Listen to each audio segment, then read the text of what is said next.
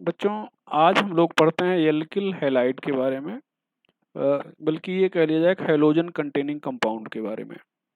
तो देखा जाए हैलोजन कंटेनिंग कंपाउंड,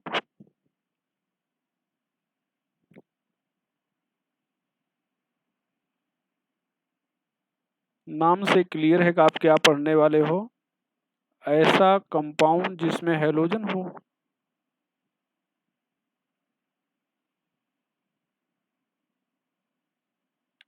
यहाँ पर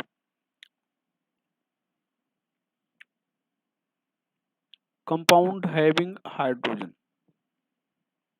हैलोजन।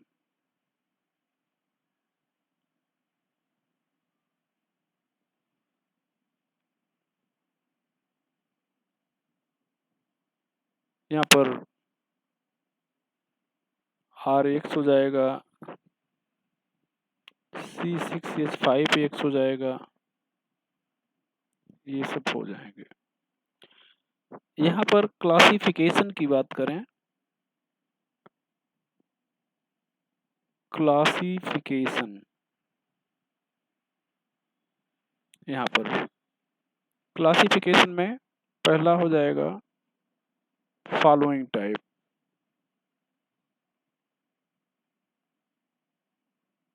और ये किस ग्राउंड पे क्लासिफाई कर रहे हो कि हैलोजन किस टाइप के कार्बन पे है। यहाँ पर ध्यान दें, पहला कंपाउंड हैविंग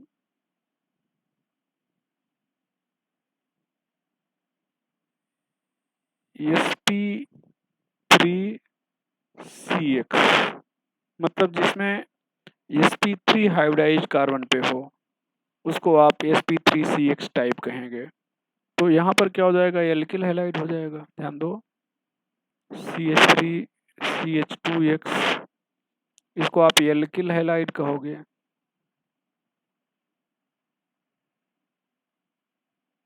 यहाँ पर एलिल हैलाइड हो जाएगा।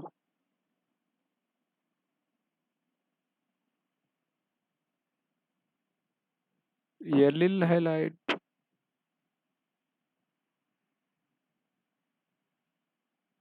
यहाँ पर बेंजिल हैलाइड हो जाएगा।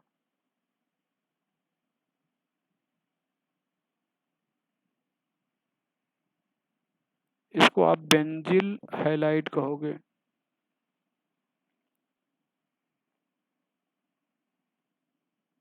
ये हो जाएगा।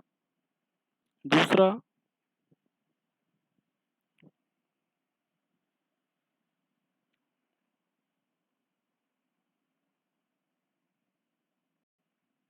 कंपाउंड हैविंग sp2CX, यहाँ पर हैलोजन जो है sp2 हाइब्रिडाइज्ड कार्बन पे है। ध्यान है, यहाँ पर CH2 डबल बॉन्ड CH फिर X, इसको आप कहोगे विनाइल हाइलाइट। और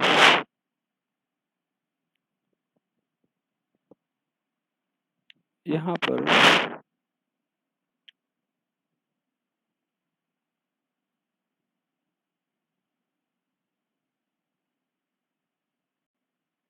CH2X, अरे सॉरी,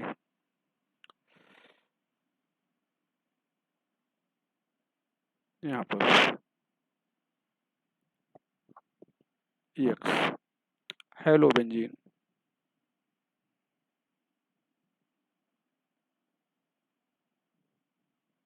यहाँ पर दूसरा, on the basis of number of halogen,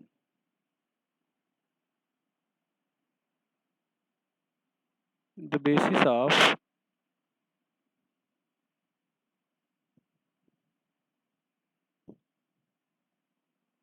number of halogen,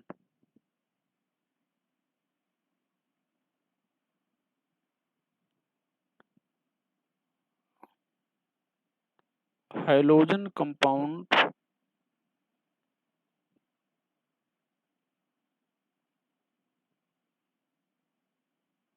are of following type.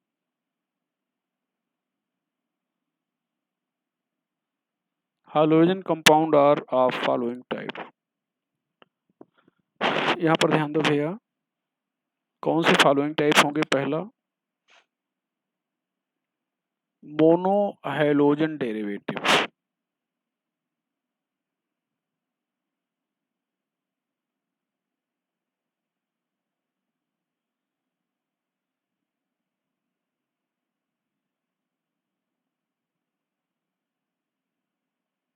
compound having one halogen,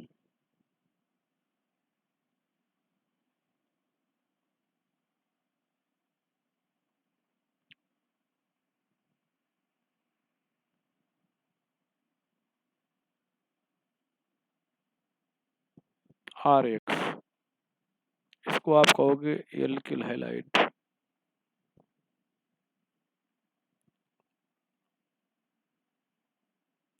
C6H5X, हेलोबेंजीन।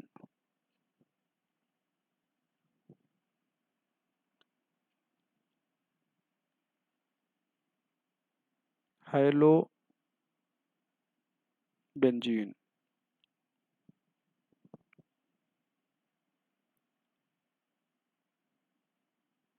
Vinyl halide,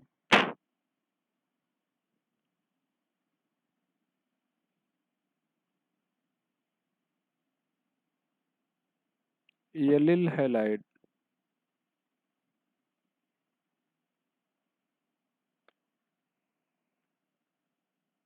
allyl halide,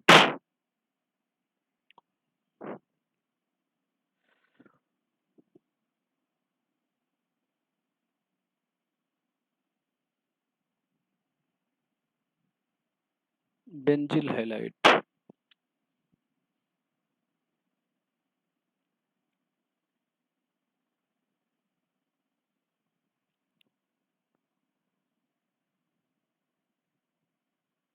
दूसरा हो जाएगा डाई हैलोजन डेरिवेटिव,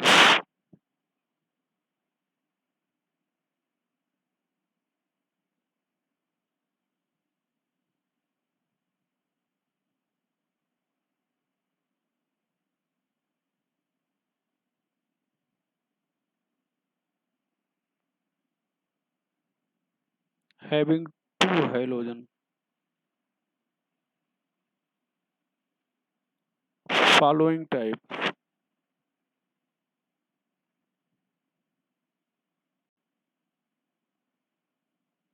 पहला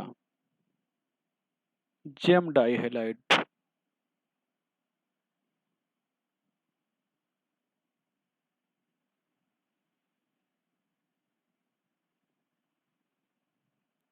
two halogen is on same carbon,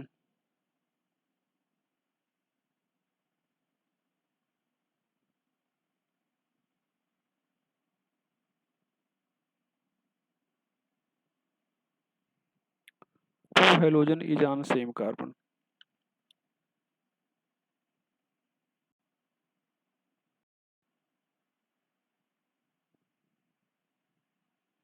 इतने को कहेंगे एथिलीडीन।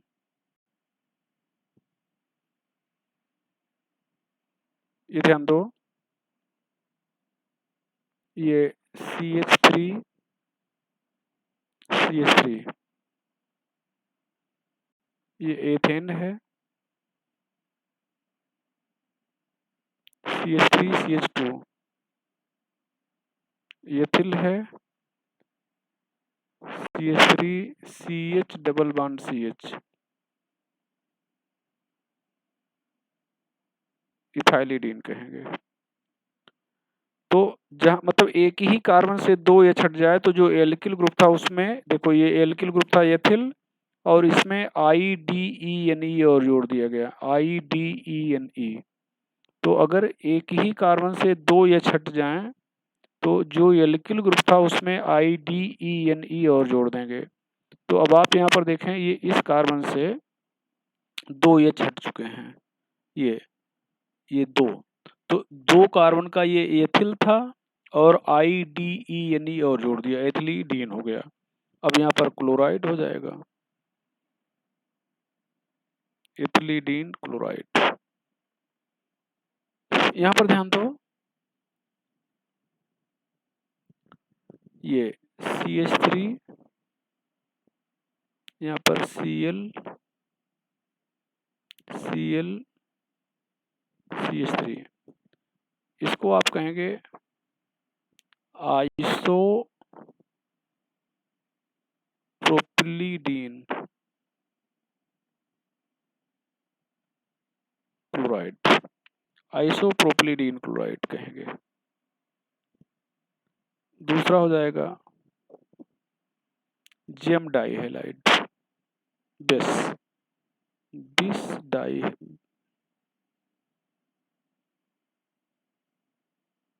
Halide.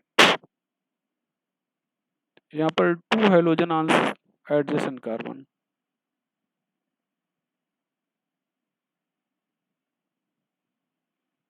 On adjacent carbon. यहाँ पर ध्यान दें, CH2 CH2 Cl, इसको कहेंगे CH2 CH2 को एथिलीन कहते हैं, एथिलीन, और एथिलीन से क्लोराइड जुड़ा है तो एथिलीन क्लोराइड।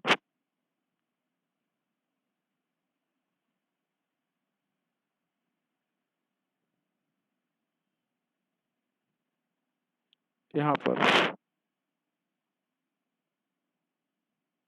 प्रोपिलीन क्लोराइड, ये जाएगा नोट करके।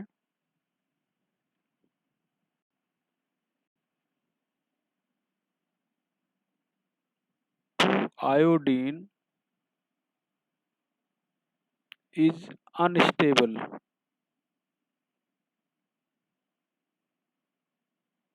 at adjacent carbon.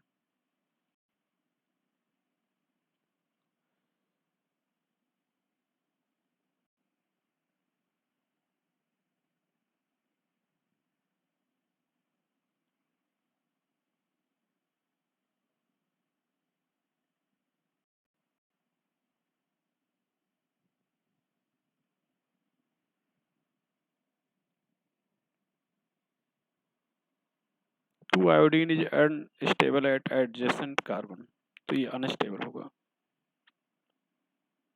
और अगर हैं तो I2 निकल जाएगा। तीसरा हो जाएगा alpha omega,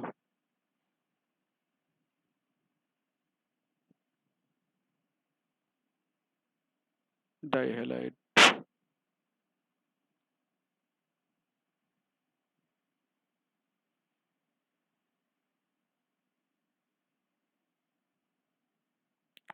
Two halogen is present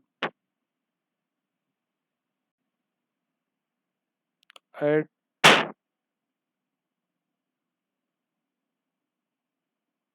terminal carbon।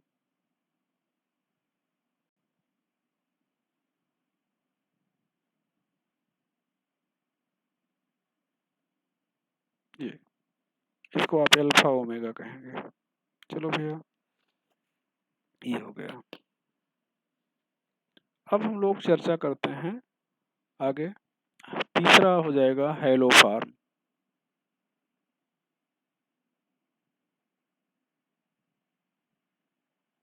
ये हेलोफार्म, यहाँ पर एक लाइन में कहा जाए तो ये हो जाएगा CHX3।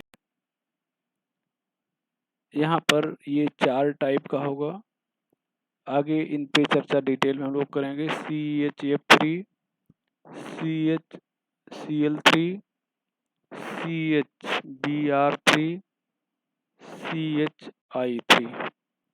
ये फ्लोरोफार्म,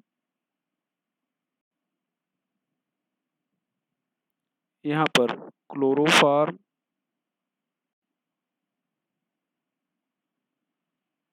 ब्रोमोफार्म,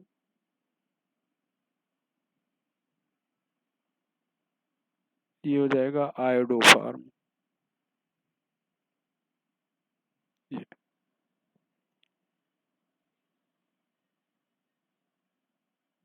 यहाँ पर चौथा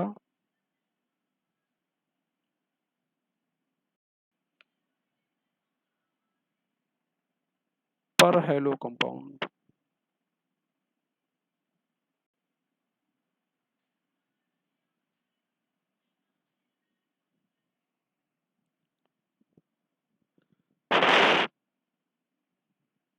If all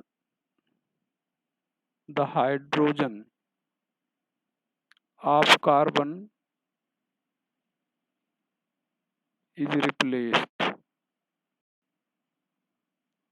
यहाँ पर ध्यान दें बेटा, तो जैसे यहाँ पर CH4 है, इसको आप मेथेन कह रहे हो।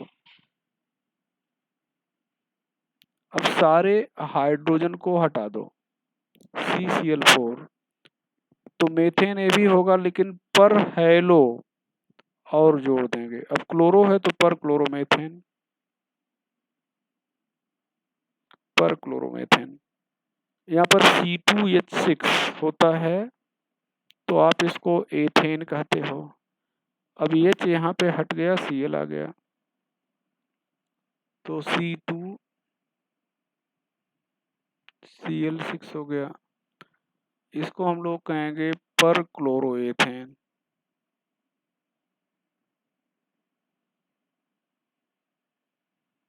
पर क्लोरोएथेन, इसको हम लोग आर्टिफिशियल कैम्फर भी कहते हैं।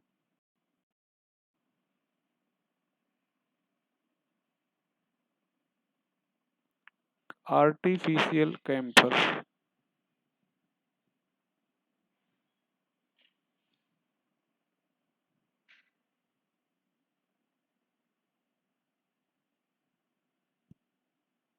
आर्टिफिशियल कैम्फर भी कहते हैं। चलो, आर्टिफिशियल कैम्फर। यहाँ पर C6F6 पर फ्लोरोबेंजीन।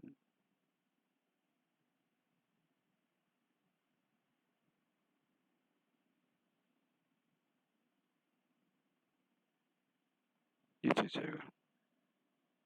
तो ये हो गया क्लासिफिकेशन।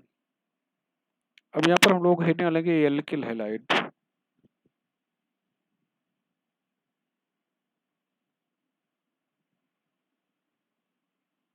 एल्किल हैलाइड ये RX से रिप्रेजेंट करेंगे। यहाँ पर जो जनरल फार्मूला है, जनरल फार्मूला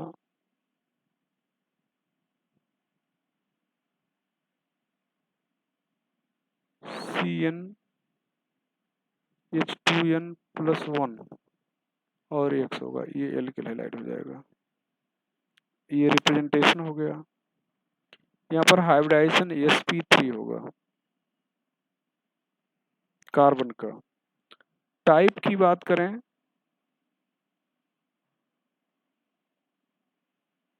तो 4 टाइप के। 4 टाइप कौन? Primary RX,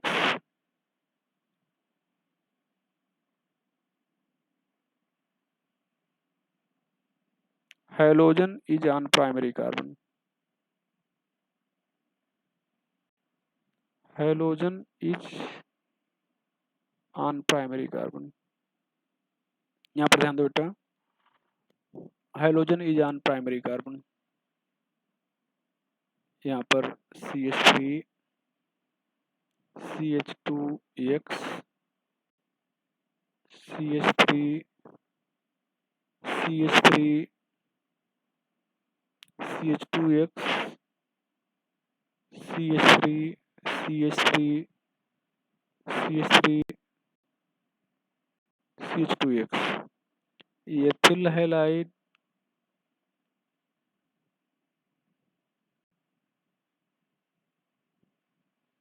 isobutyl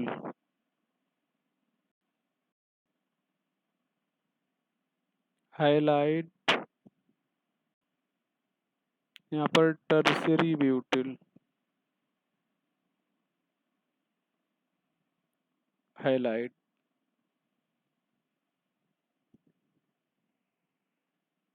secondary RX,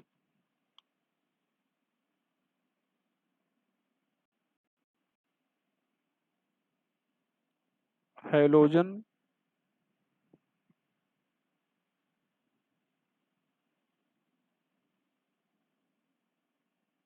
is on secondary carbon.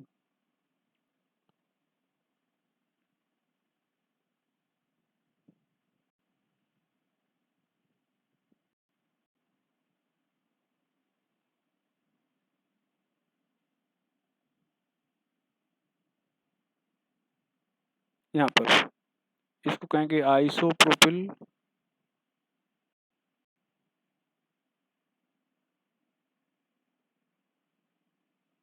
Halide,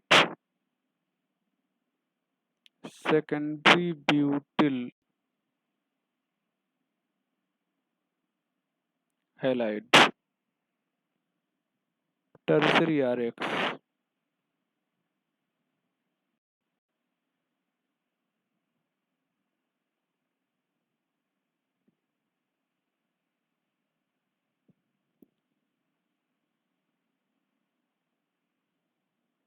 halogen is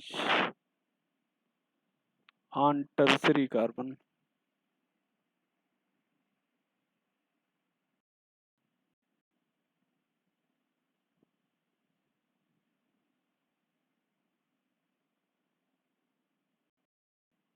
tertiary butyl halide,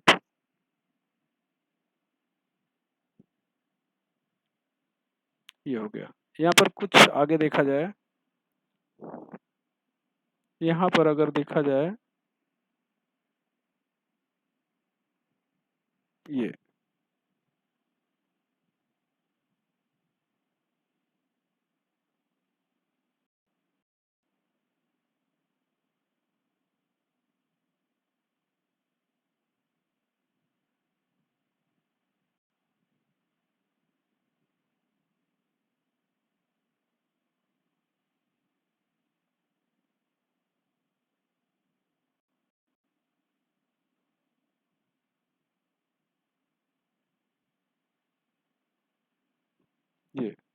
तो अगर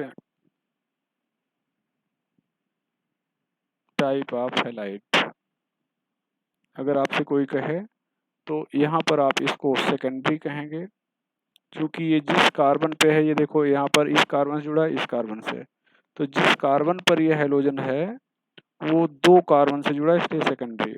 यहाँ पर जिस कार्बन पर हैलोजन है यहाँ पे जुड़ा है और यहाँ पर जुड़ा है, तो दो कार्बन से जुड़ा है, सेकेंडरी। ये यहाँ पर हैलोजन है, ये देखें इस कार्बन से जुड़ा है इस कार्बन से और इस कार्बन से, इसलिए तीन से जुड़ा है, टर्सरी।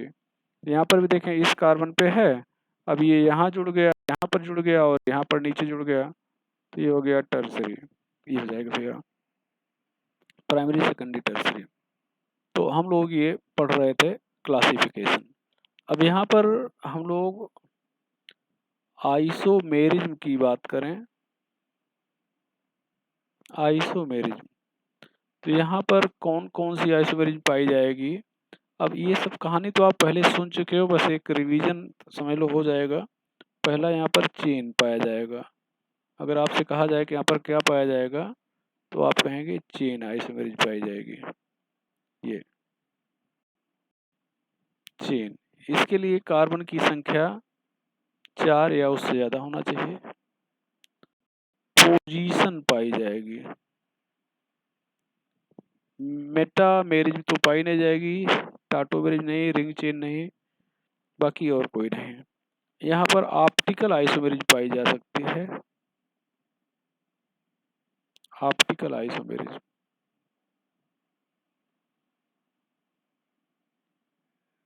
if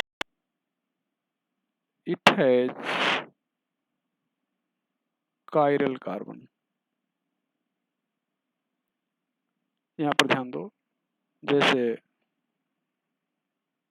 CH3, यहाँ पर Cl, यहाँ पर C2H5, यहाँ पर H हो गया, तो यहाँ पर ऑप्टिकल आइसोमेरिज्म पाई जाएगी। और चौथा यहाँ पर conformational conformational isomerism.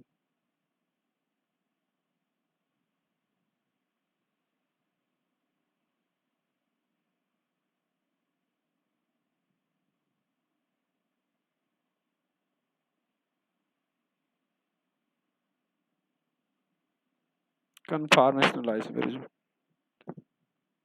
having at least 2 carbon.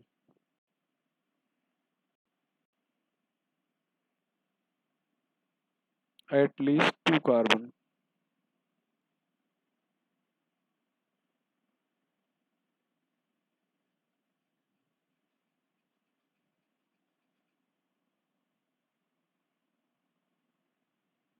At least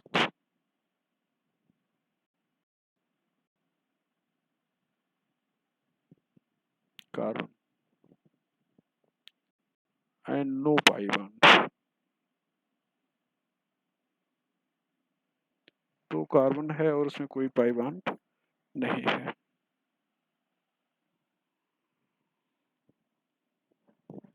यहाँ पर ध्यान दिया जाए, अब हम लोग देखें यहाँ पर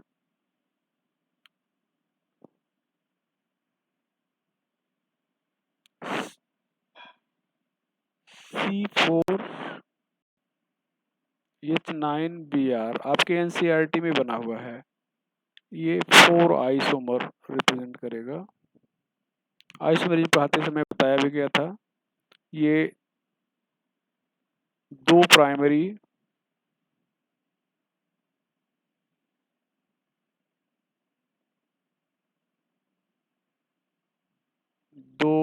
प्राइमरी RX, एक सेकेंडरी RX, एक टर्सरी RX।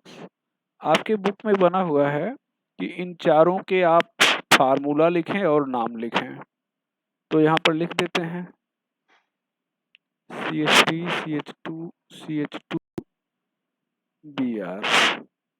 यहाँ पर Br की पोजीशन चेंज कर दिया जाए, ये। अब यहाँ पर ध्यान दो, ये जो CH3 है इसको यहाँ से तोड़ के यहाँ पे जोड़ दें और इस CH3 को तोड़ के यहाँ पर जोड़ दें, तो देखें ऐसा करने पर ये बन जाएगा CH3, ये CH, यहाँ पर CH3, ये CH2Br हो गया। इसको तोड़ेंगे तो ये हो जाएगा CH3, यहाँ पर Br CH3, ये हो जाएगा CH3। इसका नाम है 1-ब्रोमो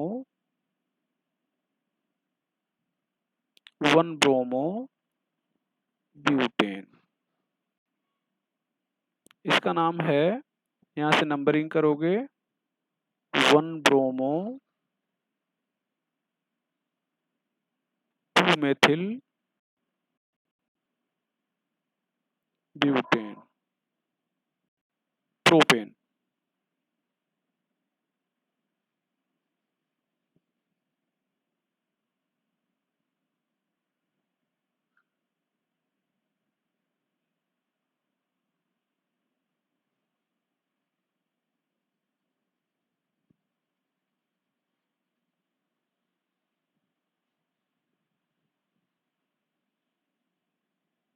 मेथिल प्रोपेन।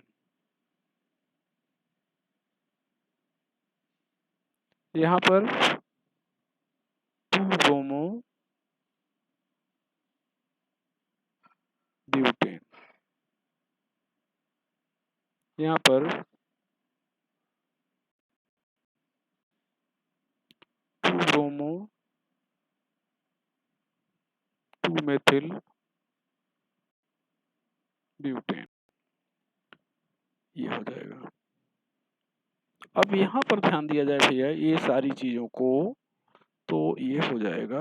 अब यहाँ पर नंबरिंग कर दिया जाए 1, ये 2, ये 3, ये 4।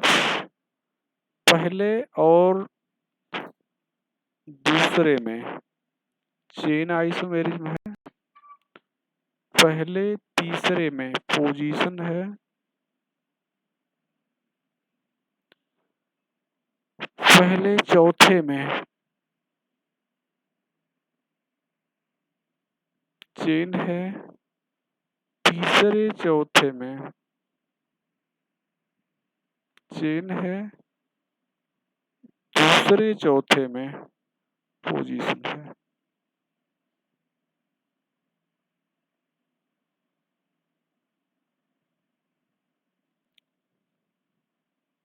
थर्ड इज ऑप्टिकली एक्टिव, तीसरा ऑप्टिकली एक्टिव भी है। ये तो यहाँ पर ये जो 4 आइसोमर बताया गया है, 4 आइसोमर ये स्ट्रक्चरल बताया गया है, इसमें ऑप्टिकली एक्टिव को काउंट नहीं किया गया है। अगर ऑप्टिकली एक्टिव को भी काउंट कर लें तो फिर यहाँ पर ये DL हो जाएगा, D प्लस L, तब ये 2 हो जाएंगे, 2 ये हो गया, 1 1 1 टोटल कहा जाए, मतलब ऑप्टिकल को भी ले लिया जाए तो 5 हो जाएगा। ठीक है। कन्फॉर्मेशनल में नंबर काउंट नहीं करते क्योंकि वहाँ पर इनफाइनाइट नंबर में होते हैं, तो कन्फॉर्मेशनल में नंबर हम लोग काउंट नहीं करते, तो ये हो जाएगा भैया। अब हम लोग आगे की बात करें तो एक पॉइंट हम लोग यहाँ पर नोट करके देखना चाह रहे हैं, जैसे यहाँ पर 1 और 3 पोजीशन है, 1 और 2 चेन है, 1 और 4 को देखें, 1 और 4 को हम लोगों ने चेन लिखा है, लेकिन ऐसा लग रहा है कि जैसे यहाँ पर पोजीशन, यहाँ पर अगर नंबरिंग किया जाए तो BR की पोजीशन 1 थी और यहाँ पर नंबरिंग किया जाए तो BR की पोजीशन 2 हो गई, तो पोजीशन भी चेंज हो गई और चेन भी आ गया। तो यहाँ पर हम एक लाइन नोट करके लिखना चाहेंगे, नोट करके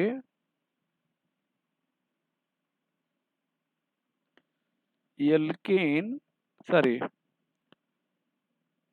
chain and position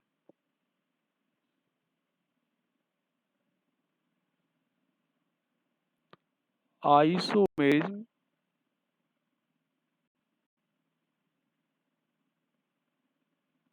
never exist simultaneously.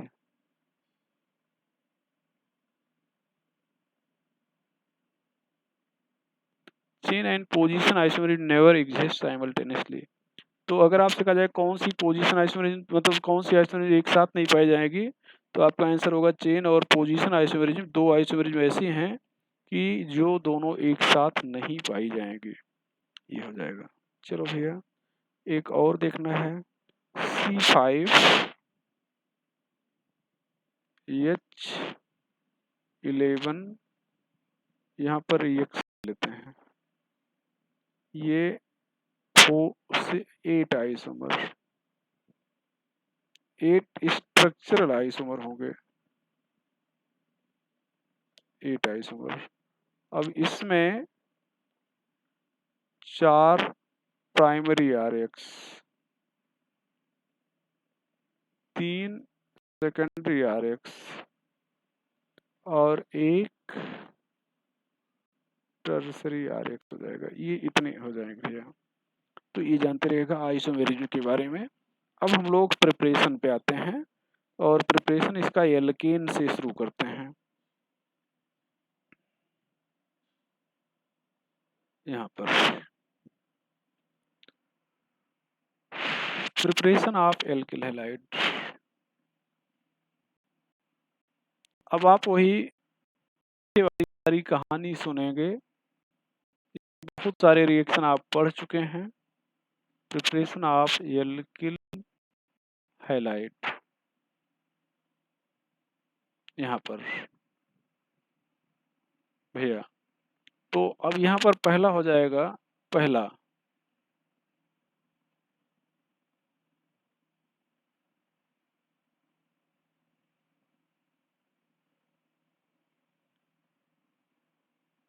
By halogenation of alkene.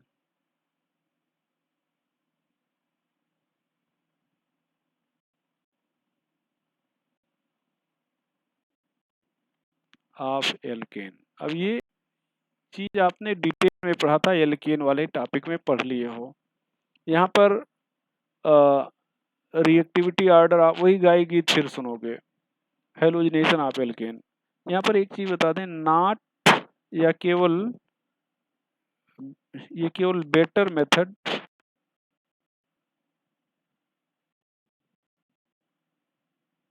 For RCl and RBr, not for RAF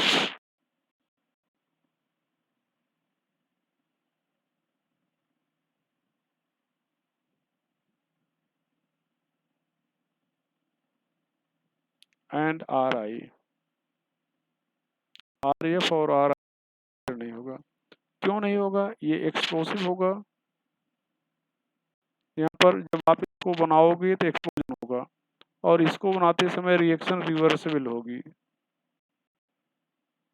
ये तो यहाँ पर रिवर्सल होगी, यहाँ पर एक्सप्लोजन होगा, इसलिए ये बेटर नहीं होंगे। तो इन्हीं दोनों के लिए, मतलब आप अगर कहा जाए कि हेलोजिनेशन से किसको बनाना चाहोगे, तो आपका आंसर होगा RCl बनाना चाहेंगे और RBr को बनाना चाहेंगे। यहाँ पर बाकी चीज़ें आपने डिटेल में सुना था, फिर वैसे रिवीजन कर लो चाहो तो। यहाँ पर reactivity order of hydrogen, reactivity order of hydrogen, तो यहाँ पर टर्सरी हाइड्रोजन, सेकेंडरी हाइड्रोजन, ये प्राइमरी हाइड्रोजन हो जाएगा। ठीक, रिएक्टिविटी ऑर्डर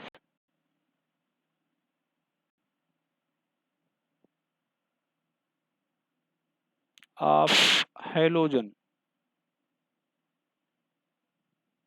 यहाँ पर F2Cl2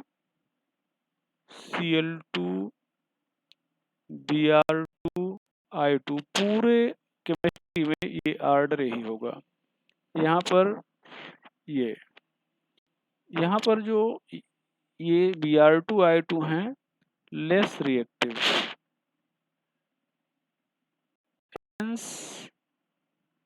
सेलेक्टिव, ये सेलेक्ट करेंगे, ये लेस रिएक्टिव होते हैं, इसलिए ये सेलेक्टिव होते हैं, रिएक्शन सेलेक्ट करेंगे कि कहाँ पर अटैक करना है। और सेलेक्टिविटी ऑर्डर क्या होगी?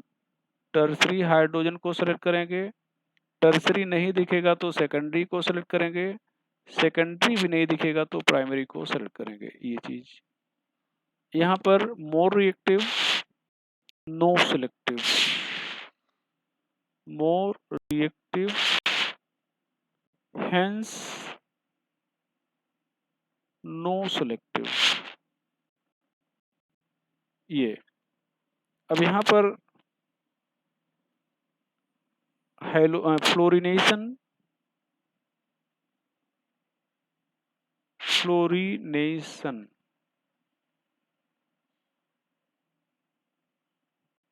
Reaction of fluorine, reaction of fluorine, very reactive,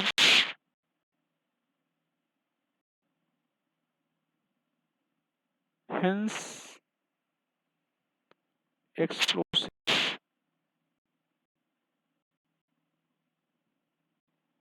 to avoid explosion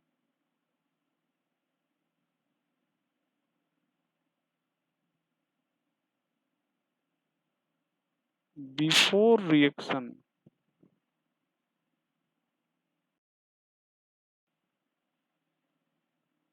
fluorine should be treated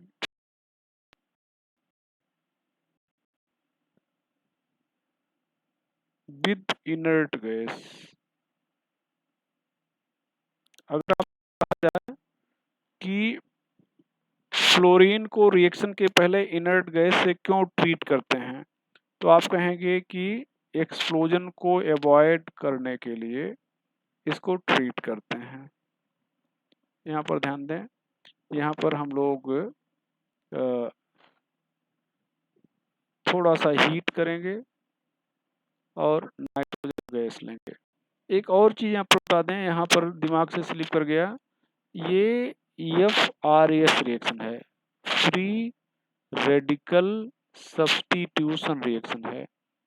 कोई भी रिएक्शन एल्केन का वो फ्री रेडिकल मैकेनिज्म फॉलो करेगा, और जहाँ पर सनलाइट या हाई टेम्परेचर लिया जाए, इसका मतलब निश्चित रूप से फ्री रेडिकल सब्स्टिट्यूशन होगा। यहाँ पर हो जाएगा CH3 CH2F। अच्छा, ये एक्सप्लोड क्यों कर जाता है? क्योंकि F2 का रिएक्शन, मतलब जब F2 रिएक्ट करता है तो ये कार्बन चेन तोड़ देता है। कार्बन चेन को तोड़ देता है तो स्मॉलर प्रोडक्ट बनते हैं। अब स्मॉलर प्रोडक्ट बनते हैं तो गैसियस फॉर्म में होते हैं, गैसियस फॉर्म में होने से प्रेशर बढ़ता है, प्रेशर बढ़ता है तो एक्सप्लोड कर जाता है। ये चीज़ रहेगा।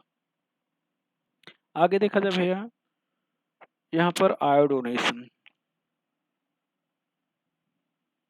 आयोडोनेशन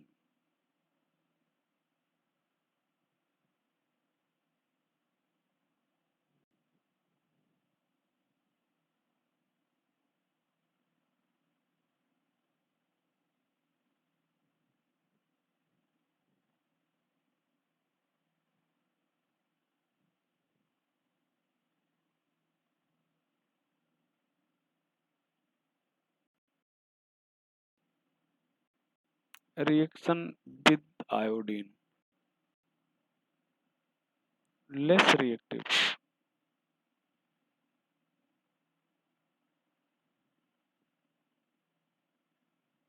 हेंस सेलेक्टिव,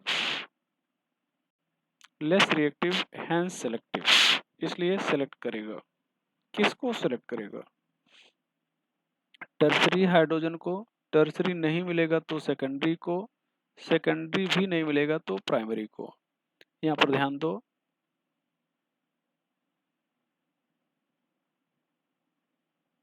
यहाँ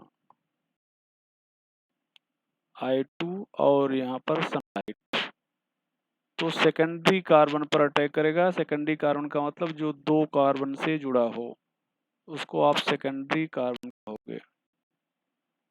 ये यहाँ पर देखें भैया, ये रिएक्शन रिवर्सिबल होगी।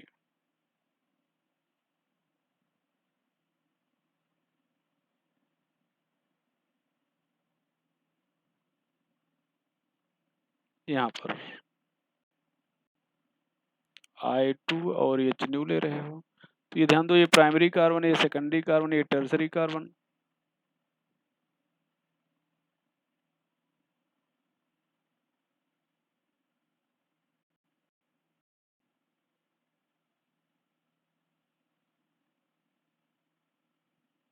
ये हो जाएगा, यहाँ पर ध्यान दें, ये हो जाएगा। अब ये रिएक्शन रिवर्सिबल है, रिएक्शन रिवर्सिबल है, तो यहाँ पर क्यों रिवर्सिबल है? ये चाहिए स्ट्रांग रिड्यूसिंग एजेंट है और एल्किल आयोडाइड को रिड्यूस करता है। यहाँ पर लिखेंगे reaction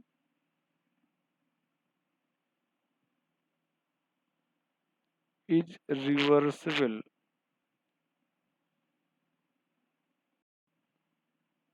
in nature as HI is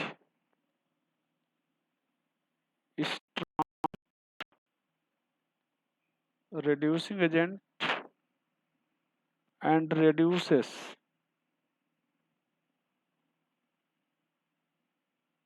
HI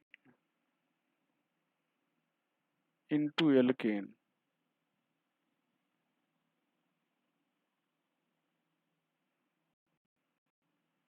To make the reaction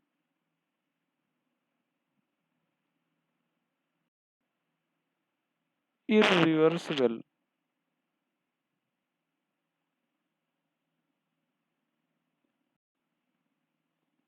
iodination should carried out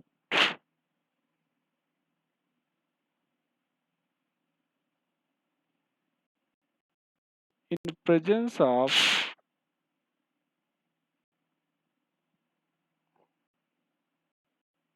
oxidizing agent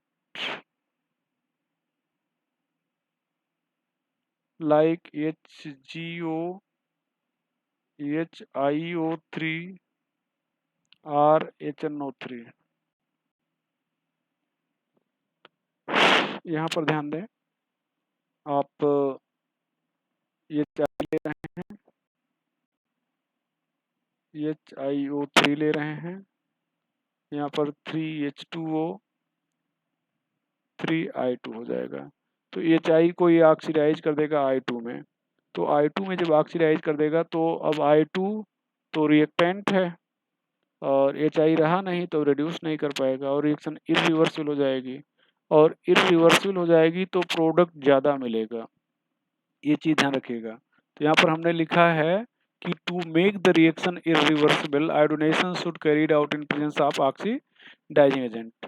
तो हो सकता है कि इरिवर्सिबल ना पूछा जाए, why iodination is carried out in presence of oxidising agent, तो इरिवर्सिबल कहे ही ना, वहाँ पे ऑप्शन में दे दे to obtain more product, to obtain more product. तो यहाँ पर वैसे भी देख लो, यहाँ पर जैसे ये HI बाई प्रोडक्ट है, ये देखो यहाँ पर अभी हम बाई प्रोडक्ट नहीं कहेंगे, हम केवल प्रोडक्ट कहेंगे, ये ध्यान दो, HI है और यहाँ पर दो प्रोडक्ट बन रहे हैं।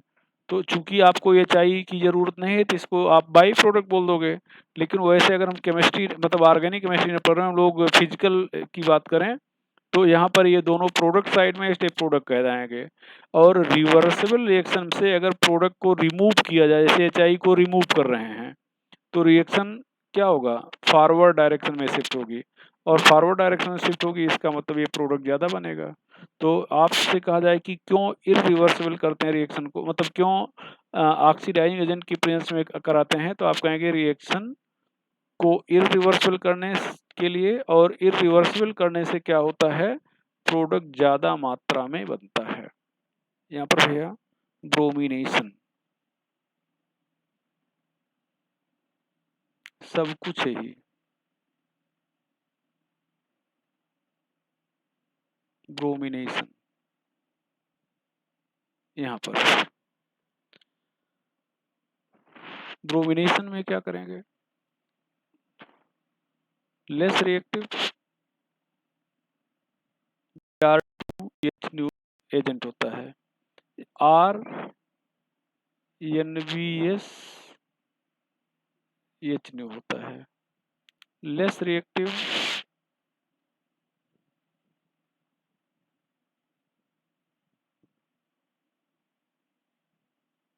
Hence selective. यहाँ पर थोड़ा सा दोनों के लिए सेम स्टेटमेंट नहीं होगा, लेस रिएक्टिव हेंस सेलेक्टिव, ये चीज। और यहाँ पर जो सिलेक्टिविटी आर्डर आप जान रहे हो, टर्शरी हाइड्रोजन, सेकेंडरी हाइड्रोजन और ये प्राइमरी हाइड्रोजन होगा, ये चीज। इसके बारे में बताएं, ये एन ब्रोमो सक्सीनामाइड और HNO है, selective sorry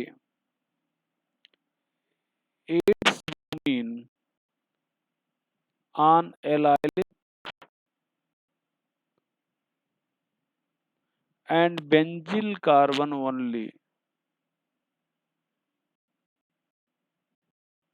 It's bromine on allylic and benzyl carbon only. तो ये एलाइलिक और बेंजिल कार्बन पर ही ब्रोमीन जोड़ता है, यहाँ पर ध्यान दो।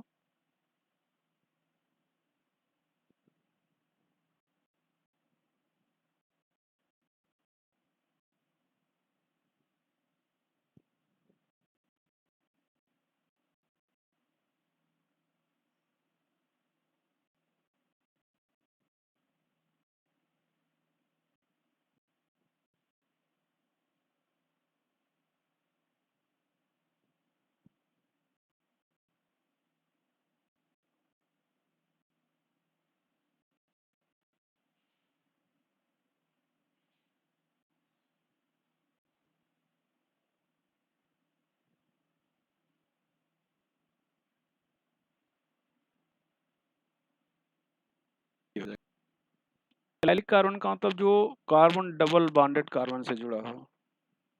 यहाँ पर NBS ये Br2 चुन सकते हो। Br2HNO वहाँ पे रिएक्ट करेगा जहाँ पर NBSHNO रिएक्ट करेगा, लेकिन NBSHNO वहाँ पे जरूरी नहीं है कि जहाँ पर Br2HNO रिएक्ट करे लिया जाए। यहाँ पर ध्यान दें।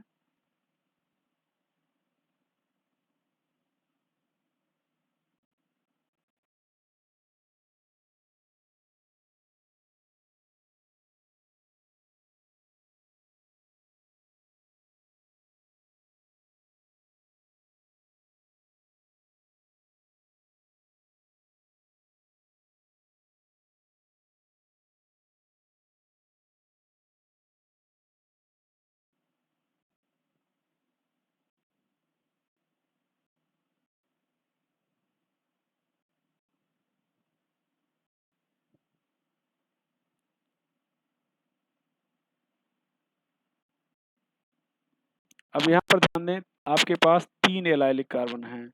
यहाँ पर ये एलाइलिक है, ये एलाइलिक है और ये भी एलाइलिक है। अब ये दोनों तो एक ही जैसे में कोई अंतर नहीं है, ये CH2 अंतर है, तो यहाँ पर आपके पास 2 प्रोडक्ट बन सकते हैं। ये ध्यान दो, ये यहाँ पर भी आ जाएगा,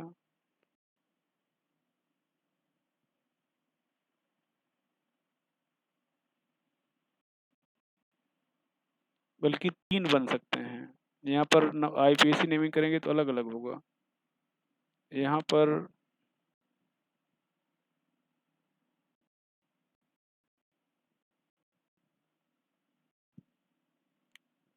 Br आ जाएगा और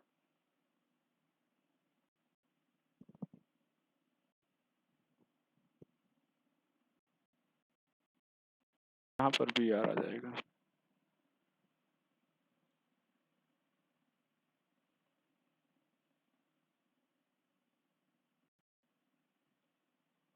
ये बेंजिल कार्बन है, बेंजीन रिंग से जुड़ा कार्बन बेंजिल कार्बन है।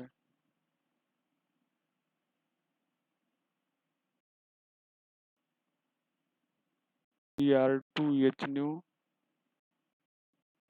NBSHNO, मतलब जहाँ पर आप NBSHNO लेते हो वहाँ पर Br2HNO ले सकते हो।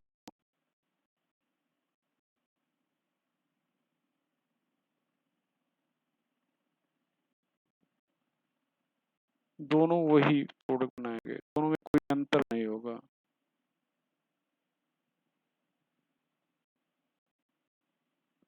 ये DL मिक्सचर होगा, ये भी DL मिक्सचर होगा।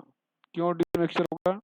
यहाँ पर कायरल कार्बन है, ये देखो, ये कार्बन कायरल है, ये कायरल कार्बन है। ये Br यहाँ पे नहीं होगा, थोड़ा सा गलती हो गई है, ये यहाँ पर Br नहीं होगा भैया, यहाँ पर CH3 होना चाहिए,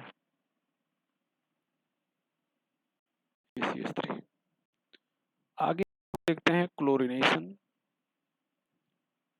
क्लोरीनेशन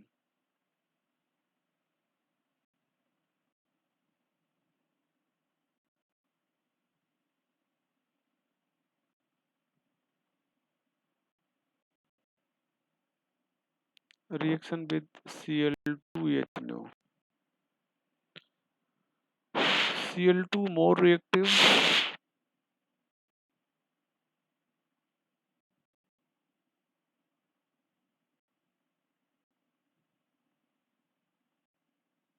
hence not reactive। यहाँ पर if Cl2 is in excess,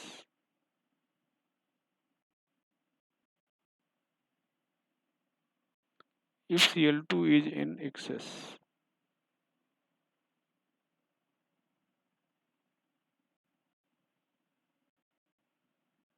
then it can replaces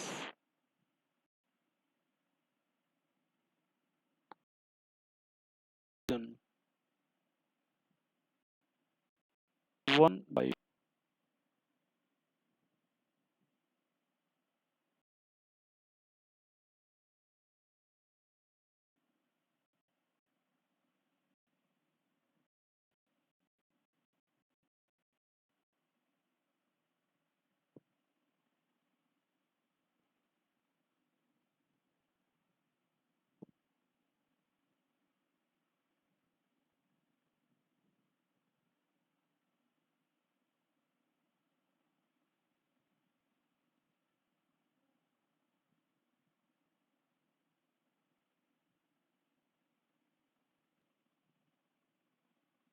ये हो जाएगा, ये क्लोरोफार्म है।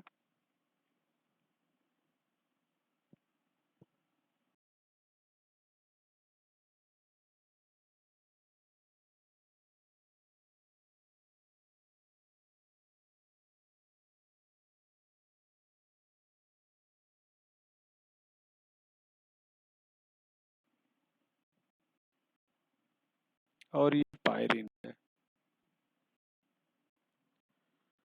आगे भैया दूसरा point, if Cl2 is in limited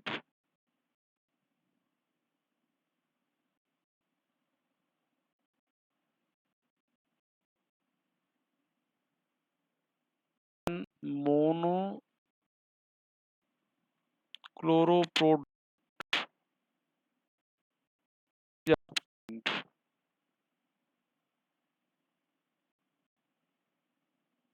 and number of product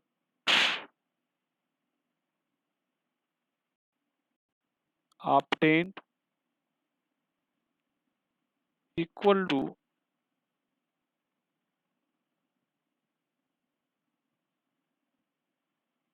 AC name can be written by changing position। यहाँ पर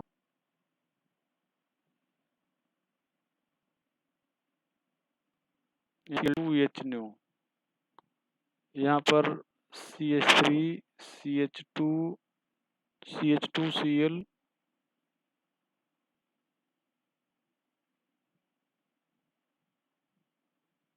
ये हो जाएगा।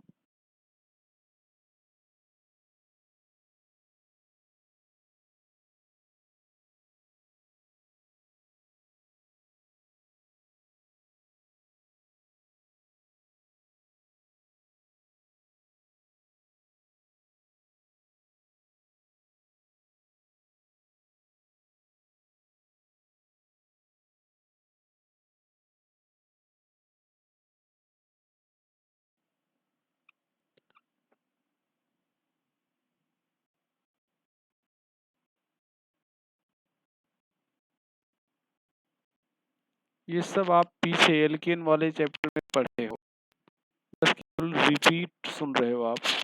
यहाँ पर ध्यान दो बेटा, यहाँ पर एक अटैक करेगा, यहाँ पर दो अटैक करेगा, ये दो प्रोडक्ट बनेगा।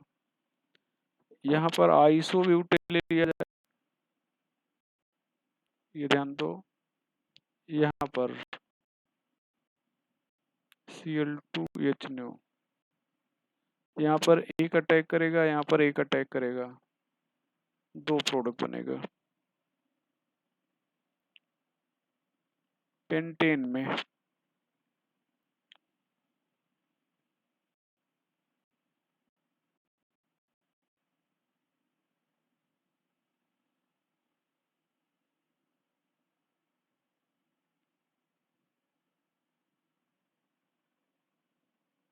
यहाँ पर एक, यहाँ पर दो, यहाँ पर तीन,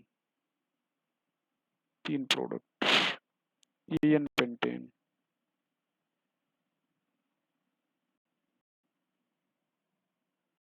आइसोपेंटेन या नियोपेंटेन,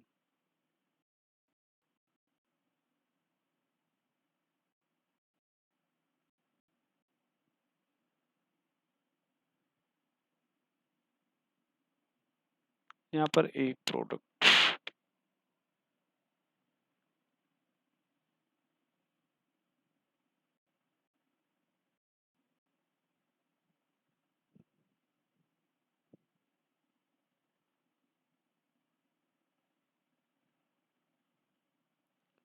यहाँ पर चार प्रोडक्ट।